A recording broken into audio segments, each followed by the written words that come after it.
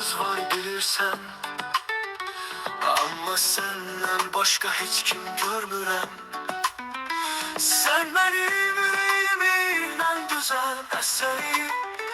Hava sen varsan her şeyin değeri. Heva şafak saçıladın. Yolunda ulduzsan her zaman parlayan. Seni sevirem, herkes duysun bunu. Allah'ıma şükür, sevgi taptım sonunda. Bakışlar senin kimi hiç kimde yoktur.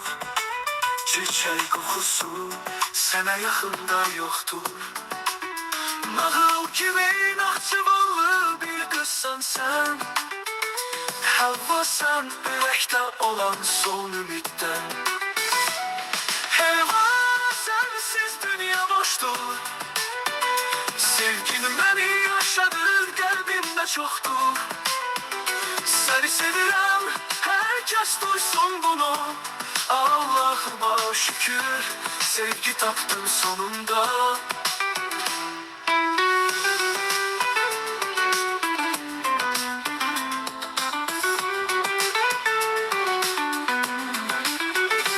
Elindedir hayalın her bir gece.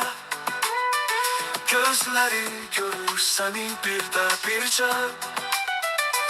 Asla terk etme beni hiç vakt. Hava bir seninledir bu yüreğimdeki büsat. Heva şafak saçıladın. Yolunda ulduzsan her zaman parlayan. Seni sevirem, herkes duysun bunu. Allah'ıma şükür, sevgi taptım sonunda.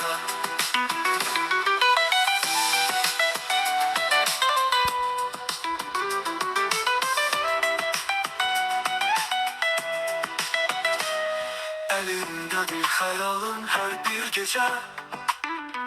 Gözleri görür seni bir de birce.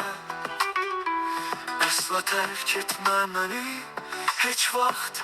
Hava bir seninledir bu yüreğimdeki büsat.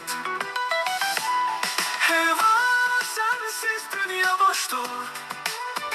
Sevgin beni yaşadır, kalbimde çoktur. Seni sevirem, herkes duysun bunu.